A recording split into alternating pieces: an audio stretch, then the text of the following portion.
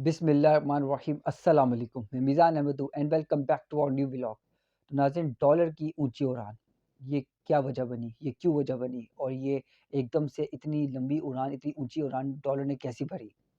देखें, ऊँची उड़ान इसका बढ़ना ज़रूरी था। उसकी वजह ये है कि डॉलर को जो है वो ज़बरदस्ती रोक के रखा था और ये हमारे वज़ीर ख़ज़ाना साहब की जो थी, ये कारनामा था उनका, इसहाक़ डार साहब का।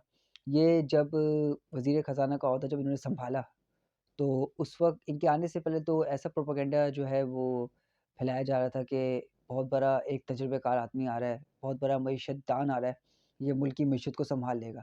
और जब ये आए थे तो डॉलर जो है उस वक़्त ₹3 नीचे गिरा था। तो इन्होंने कहा कि देख देख लिया तजुर्बेकारी, मानते हो कि नहीं? मैंने नीचे करके दिखाया डॉलर को। और फिर जैसे ही डॉलर ₹5 बढ़ा तो उन्होंने कहा कि इसका ताल्लुक मुझसे नहीं है, इसका ताल्लुक जो है वो स्टेट बैंक से है। यानी अगर डॉलर नीचे जाए, रुपए की कदर बढ़े, तो इसहाक़ डार को क्रेडिट जाएगा, लेकिन अगर रुपए की कदर में कमी आ जाए, तो उसका क्रेडिट स्टेट बैंक को जाएगा। ये इसहाक़ डार साहब कहते हैं। तो इसहाक़ डार साहब ने अभी कुछ अरसे से डॉलर को जो है, वो ज़बरदस्ती रोक के रखा हुआ था, जिससे उन्होंने मुल्क की मईशत को बहुत बड़ा नुकसान पहुँचाया है। और ये पहले भी इसहाक़ डार साहब जब भी पाकिस्तान के वज़ीर ख़ज़ाना बने हैं, इन्होंने हमेशा पाकिस्तान की मईशत को नुकसान पहुँचाया है। इनके दौर हुकूमत में अगर आप हिसाब लगा लें, तो करंट अकाउंट डेफ़िसिट 20 पे चला गया। इससे पहले 90s के दौर में इन्होंने क्या किया कि डॉलर जो है, आवाम के जो पैसे थे, जो हमारी अपनी आवाम की जो जो डॉलर खरीद के रखते हैं अपने अकाउंट्स में, इन्होंने उनके पैसों को मिला के कह दिया कि हमारे पास इतने डॉलर्स पड़े हुए हैं। तो बाद में उनके डॉलर इस्तेमाल भी कर लिए। फिर जिनके पैसों का जब नुकसान हुआ डॉलर का, तो फिर इसहाक़ डार साहब को उनको रुपए ही में पैसे वापस करने पड़े। एक बहुत बड़े हैवी अमाउंट में उनको वापस करना पड़ा। उनके कई हज़ार रुपए, कई लाख रुपए उनके डूब गए थे। तो इसहाक़ डार साहब ने हमेशा दूसरों के डॉलर्स पर नज़र रखी और हमेशा मुल्क की मईशत को नुकसान पहुँचाया। करंट अकाउंट डेफ़िसिट किस तरह आगे ऊपर चले जाया करता था, इसकी कोई खबर नहीं। तो इसहाक़ डार साहब ने जो है ज़बरदस्ती, इस बार भी इसहाक़ डार साहब वही कर रहे हैं, ज़बरदस्ती डॉलर को रोक के रखा हुआ है। भाई डॉलर अपनी मुल्क की तरक्की के हिसाब से नीचे आए, तो इसका फिर अच्छी बात है। इसका मतलब मुल्क तरक्की कर रहा है, मुल्क की तरक्की की वैल्यू देखते हैं, लेवल देखते हैं कि मुल्क किस तरक्की पे जा रहा है, मुल्क तरक्की कर भी रहा है कि नहीं कर रहा। अब जैसे ही ये मौजूदा इम्पोर्टेड हुकूमत जब से हम पे मुसल्लत हुई है, फिच ने हमें ब्लैक लिस्ट में कर दिया, ब्लैक पैनल पे ले आया, मूडीज़ भी हमें ब्लैक पैनल पे ले आया। आप ये सब रिज़ल्ट देखें। इमरान खान साहब बड़ी मुश्किल से इसको मंफ़ी से मुस्बत की तरफ लेके आए थे। मतलब दुनिया, ये वो कंपनीज़ होती है जो दुनिया को ये बताती है कि ये मुल्क इस काबिल है, इधर इन्वेस्ट किया जाए। तो जब से ये हुकूमत आई है, जब से इसहाक़ डार साहब बने हैं, पूरी दुनिया में जितनी भी जो पब्लिक कंपनीज़ हैं, उन्होंने मंफ़ी पैनल पे लेके चले गए हमारे मुल्क को कि ये मुल्क इस काबिल नहीं है कि इधर इन्वेस्ट किया जाए, जब से ये लोग बने हैं। तो इसहाक़ डार साहब ने ज़बरदस्ती डॉलर को रोक के रखा हुआ था। ज़बरदस्ती। 262 रुपीज़ का डॉलर था पाकिस्तान में। इसहाक़ डार साहब ने 225 बताया हुआ था कि हमारे पास ₹225 का डॉलर है। ये पता कैसे चला? देखिए, ओपन मार्केट में जो है डॉलर में और इंटरबैंक के डॉलर में ₹2 का फ़र्क होता है। मैक्सिमम ₹2 का फ़र्क होता है। मिनिमम 1 डेढ़ रुपए का फ़र्क होता है। तो इसहाक़ डार साहब के दौर हुकूमत में ₹225 का डॉलर था, लेकिन ओपन मार्केट में डॉलर 264 का मिल रहा था। अब ये पता किस तरह चला लोगों को? हम लोग जो है ज़्यादा से ज़्यादा दुनिया में जो भी चीज़ का हिसाब-किताब करते हैं, एक तो सोने से करते हैं, एक तो डॉलर से करते हैं। पूरी दुनिया में डॉलर जो है, वो उसका क्या हिसाब-किताब चल रहा है, उसका हिसाब लगाते हैं वो सोने से। अब अब पूरी दुनिया में फ़ी तोला जो सोना है वो ₹700 डॉलर का है। तो पाकिस्तान में $700 को अगर आप पाकिस्तान के रुपीज़ से उसका हिसाब लगाएँ, तो वो 1,83,700 समथिंग 700 बनता है। तो उसको आप डिवाइड कर दें 700 से, तो 262 रुपीज़ बनता है। यानी एक्चुअल डॉलर की प्राइस पाकिस्तान में ये है। ये मीडिया की तरफ से बताई भी गई थी ये बात, ये बात जो है आवाम के सामने लाई गई, इसको दिखाया गया कि टेक्निकल प्रॉब्लम जो है और टेक्निकल हल जो है वो यही है कि डॉलर को जो है उसको मुताबिक उसको खुला छोड़ दो। वो मुल्क की तरक्की के हिसाब से अगर नीचे जाए तो ठीक है, अगर ज़बरदस्ती रोके जाओगे तो तमाम जो अकाउंटेबिलिटी है वो डिस्टर्ब हो जाएगी। यानी इसहाक़ डार साहब ने ₹225 का डॉलर रखा हुआ था और एक्चुअल प्राइस उसकी 262 थी और हमें पता किस तरह चला? ओपन मार्केट में उसकी प्राइस 264 थी। ₹2 का फ़र्क होता है, जैसे भी मैंने आपको बताया, ₹2 का फ़र्क होता है मैक्सिमम।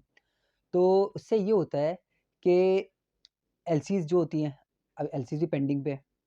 जो आप बाहर से जो चीज़ें खरीदते हो या एक्सपोर्ट करते हो, उसका हिसाब-किताब डॉलर्स में होता है। अब आपने डॉलर को रोक के रखा हुआ है। अब एकदम से जब इस पर जब दबाव आएगा, आईएमएफ का दबाव आया है, आईएमएफ ने साफ कहा है कि भाई डॉलर को खुला छोड़ो, उसको अपने तरक्की के हिसाब से इसको नीचे आने दो, इस तरह ज़बरदस्ती इसको रोक के ना रोको, इस तरह अकाउंटेबिलिटी डिस्टर्ब हो जाती है सारी। तो ये सही बात है, ये हकीकत है, यही होना चाहिए, यही होता है। तो ये ज़बरदस्ती रोकने से कुछ नहीं होता। आपने देखें, डॉलर की कदर में इज़ाफ़ा कब होता है? जब आपके पास डॉलर ना हो, तब आपकी डॉलर की जो कदर है उसमें इज़ाफ़ा हो जाता है। उसे रुपए की कदर में कमी की जो होती है, वो डॉलर की किल्लत की वज़ह से होती है। तो जब आपके पास डॉलर होगा तो आपके रुपए की कदर बढ़ती रहेगी। अगर आपके पास डॉलर नहीं होगा तो रुपए की कदर गिर जाएगी। तो इसहाक डार साहब ने ज़बरदस्ती जो है वो रुपए की कदर को बढ़ा के रखा हुआ था। मतलब तरक्की के लिहाज से नहीं, अपनी ज़िद पर उन्होंने डॉलर को रोक के रखा हुआ था। जिससे मुल्क को नुकसान पहुँचा है, बहुत बुरा नुकसान पहुँचा है। अगर इसहाक डार साहब जो हैं उसको खुला छोड़ते तो अकाउंटेबिलिटी डिस्टर्ब ना होती। अब बहुत बुरी तरीके से अकाउंटेबिलिटी डिस्टर्ब हुई है। मतलब एक दिन में आपने देखा कि डॉलर जो है तकरीबन तकरीबन ₹18 बढ़ा है। इतनी मतलब पाकिस्तान की तारीख में पहली बार ऐसा हुआ कि डॉलर तेज़ी से ऊपर गया है, पहली बार ऐसा हुआ है। और इमरान खान साहब के दौरे हुकूमत में जब डॉलर ₹58 बढ़ा पूरे उनके 3 साल 8 महीने में, तो ये लोग चिल्लाते थे कि देखो इसने रुपए की कदर में जो है वो बहुत कमी आ गई है, रुपए की कदर गिर चुकी है, डॉलर हमारे पास है ही नहीं, इस तरह के लोग प्रोपेगेंडा करते थे। अब जैसे ही ये हुकूमत आई, ₹78 डॉलर बढ़ा दिया इन लोगों ने। अब इनको कौन पूछे? वो करे तो वो गलत था, ये लोग करे तो वो ठीक है। तो इसहाक डार साहब ने जैसे मैंने आपको बताया अकाउंटेबिलिटी डिस्टर्ब होती है हमारी। अब आप चीज़ें जैसे ही अब एलसीज़ खोलेंगे आगे जाके ज़ाहिर-सी बात है खुलनी चाहिए क्योंकि आपको आटा चाहिए, चीनी चाहिए, गंदम चाहिए, ज़राअत की सारी चीज़ें चाहिए, उसके लिए तो आपको एलसीज़ देनी पड़ेगी। सिर्फ़ गाड़ियाँ इम्पोर्ट कराने के लिए तो नहीं आपने मुल्क को चलाना ना। आपने तो ज़राअत जो हमारी बेसिक ज़रूरियात है, जैसे पाम ऑयल जो बेसिक ज़रूरियात है, इनको तो आपने इम्पोर्ट करना है। अब उसके लिए आप उसको ₹225 में तो नहीं खरीदेंगे, ज़ाहिर-सी बात है आप उसको एक्चुअल अमाउंट के ज़रिए खरीदेंगे, तो लोग तो आपको महँगा करके बेचेंगे। अब मुल्क में बड़ी बदतरीन महँगाई आने वाली है।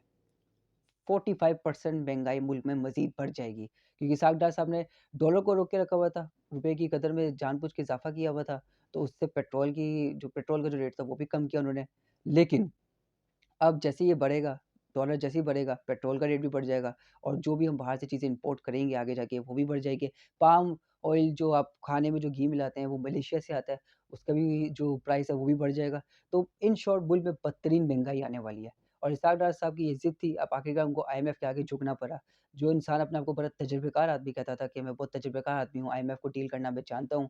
आखिरकार उस शख्स को आईएमएफ के आगे झुकना पड़ा, उसको अपनी ज़िद को छोड़ना पड़ा, अपनी ज़िद ख़त्म करनी पड़ी उसको। ज़ाहिर-सी बात है, ये मुल्क ज़िद से नहीं चलता। आप एक बहुत बड़ा मुल्क चला रहे हो, तो मुल्क को उसको उसकी तरक्की के हिसाब से चलाओ, ना कि अपनी ज़िद से, अपनी ज़बरदस्ती से उसकी करेंसी को रोक के रखो, जो आप इंटरनेशनल करेंसी है उसको रोक के रखो जिससे आप इम्पोर्ट-एक्सपोर्ट करते हो। तो बहुत बदतरीन जो है मुल्क में जो है एक महँगाई आने वाली है, जिसका हल सिर्फ़ और सिर्फ़ साफ़ और शफ़ाफ़ इलेक्शन है क्योंकि इस हुकूमत में कोई भरोसा नहीं करता, आईएमएफ भी इन पे भरोसा नहीं करती क्योंकि ये कमज़ोर गवर्नमेंट है। एक इलेक्टेड मज़बूत गवर्नमेंट आए ना तो फिर जो गैर मुल्की लोग हैं वो भी पैसा देने के लिए कहते हैं कि इनको पैसे दे देना चाहिए और आईएमएफ भी कहता है कि स्ट्रॉन्ग गवर्नमेंट है इनको पैसे दे दो। लेकिन एक कमज़ोर हुकूमत को पैसे देने के लिए कोई तैयार नहीं है। हमारा ओवरसीज़ पाकिस्तानी हमारा बहुत बड़ा असासा है। उन्होंने इमरान खान साहब के दौरे हुकूमत में दिल खोल कर हमें रेमिटेंस भेजे, फॉरेन रेमिटेंस दिल खोल के भेजे उन्होंने हमें। अब जैसे ही ये हुकूमत आई, फ़ौरन से हमारे ओवरसीज़ पाकिस्तानी ने अपने पैसे विथड्रॉ कर लिए। वजह? क्योंकि उनको इन पे भरोसा नहीं है। नवाज़ शरीफ साहब को देख लें लंदन में कोई इज़्ज़त नहीं है। हर कोई जहाँ फिरते हैं जहाँ ओवरसीज़ पाकिस्तानी को नवाज़ शरीफ साहब नज़र आते हैं, उनको चोर-चोर के नारे लगाते हैं। तो इमरान खान साहब पे उनको भरोसा था इसलिए इमरान खान साहब को उन्होंने दिल खोल के रेमिटेंस भेजे जिसकी वजह से इमरान खान साहब ने हमें पेट्रोल में, हमें बिजली में सब्सिडी दी इमरान खान साहब ने। तो इसका हल सिर्फ़ और सिर्फ़ साफ़ और शफ़ाफ़ इलेक्शन है और इलेक्शन के बाद रिज़ल्ट जो है आलमी देखें गैर मुल्की लोग तो आपको दे देंगे, लेकिन ओवरसीज़ पाकिस्तानियों को तो भरोसा नहीं जीत पाएँगे ना आप, वो तो आपको नहीं देने वाले टैक्सेस। तो उस शख्स पे वो भरोसा करेंगे जो सादिक और अमीन हो, जिसमें कोई करप्शन का इल्ज़ाम ना हो। ख़ैर ये था आज का हमारा टॉपिक, तो अपने इस चैनल को लाइक करें, शेयर करें, सब्सक्राइब करें, मुझे अपनी दुआ में याद रखें। पाकिस्तान ज़िंदाबाद।